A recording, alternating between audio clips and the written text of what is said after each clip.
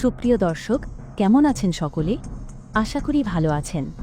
আজও আমি বরাবরের মতো নতুন একটি হলিউড সিনেমার কাহিনী নিয়ে হাজির হলাম। আশা করি আপনাদের ভালো লাগবে।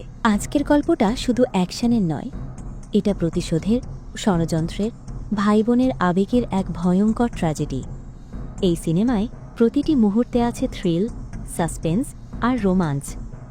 সিনেমার নাম ফাইট, ডেডলি অ্যালায়েন্স। চলুন শুরু করি।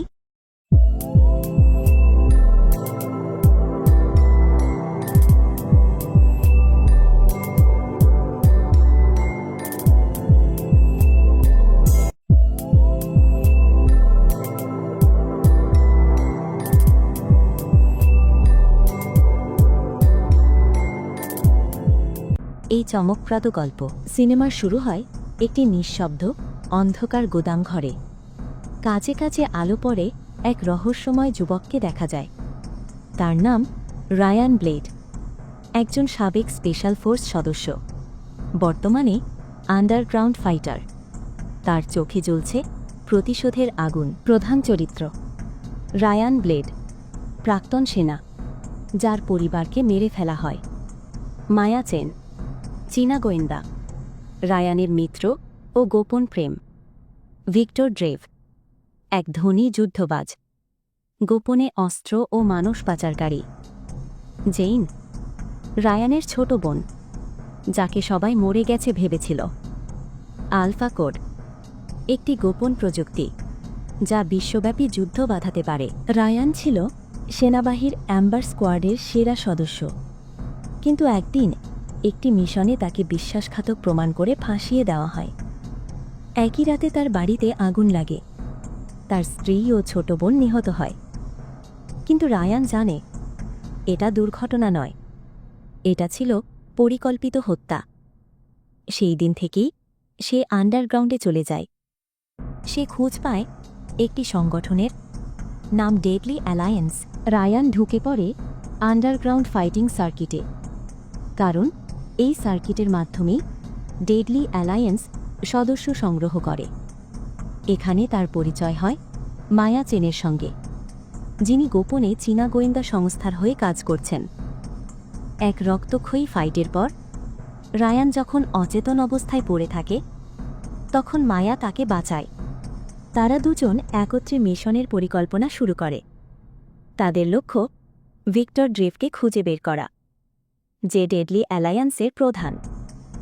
রায়ান আর মায়া জানতে পারে যে ভিক্টর একটি ভয়ঙ্কর প্রযুক্তি তৈরি করছে, আলফা কোড, যেটা স্যাটেলাইট হ্যাক করে কোনো দেশকে যুদ্ধ বাঁধাতে সক্ষম। ভিক্টর এই কোড বিক্রি করতে যাচ্ছে এক আন্তর্জাতিক অস্ত্র পাচারকারী সিন্ডিকেটকে। মায়া ও রায়ান গোপনে ঢুকে পড়ে ড্রেভের প্রাইভেট আইল্যান্ডে, যেখানে রিসার্চ ল্যাব, ট্রেনিং ক্যাম্প আর সশস্ত্র বাহিনী ঘেরা। এখানে ঘটে চমকপ্রদ ঘটনা। রায়ান খুঁজে পায় তার বোন জেইনকে, যাকে সবাই মরে গেছে ভেবেছিল। কিন্তু সে এখন ডেডলি অ্যালায়েন্সের একজন ট্রেন্ড অ্যাসাসিন। রায়ান ও জেইনের মুখোমুখি হয়। জেইনের স্মৃতি মুছে ফেলা হয়েছে। সে এখন রায়ানকে শত্রু মনে করে। রায়ান তাকে চিনিয়ে তোলার চেষ্টা করে, কিন্তু জেইন বিশ্বাস করে না। একটি ভয়ঙ্কর ফাইট হয় ভাই ও বোনের মধ্যে।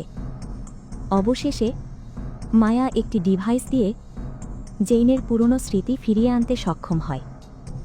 জেইন সবকিছু মনে পড়ে এবং ভিক্টরের বিরুদ্ধে দাঁড়ানোর সিদ্ধান্ত নেয়। তিনজন একত্রে ড্রেভের মেইন ল্যাব দখলের পরিকল্পনা করে। রাতে তারা একসাথে ঢুকে পড়ে। তখনই শুরু হয় সবচেয়ে ভয়ঙ্কর অ্যাকশন দৃশ্য। রায়ান বনাম ড্রেভের সেনাবাহিনী, মায়া হ্যাক করছে আলফা কোড, জেইন একা লড়ছে বিশাল রোবোটিক গার্ডের সঙ্গে। সবাই প্রায় শেষ হয়ে আসছিল। মায়া গুলিবিদ্ধ হয়। রায়ান রাগে উন্মত্ত হয়ে ড্রেভকে চরমভাবে পরাজিত করে। তবে ড্রেভ জানায় আলফা কোড ইতিমধ্যে ট্রিগার হয়েছে।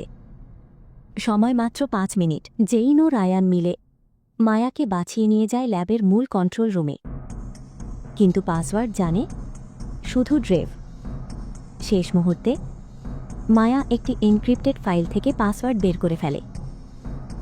System deactivated. বিশ্বের কয়েকটি বড় শহরে সম্ভাব্য যুদ্ধ ঠেকানো যায়। স্যাটেলাইট সলাইট ডাউন হয়। ড্রেভ মারা গেলেও শেষ দৃশ্য দেখায় তার একটি ক্লোন প্রকল্প ছিল, ওমেগা প্রোটোকল। তার আরেকটি প্রতিস্থাপন ক্লোন বেঁচে আছে।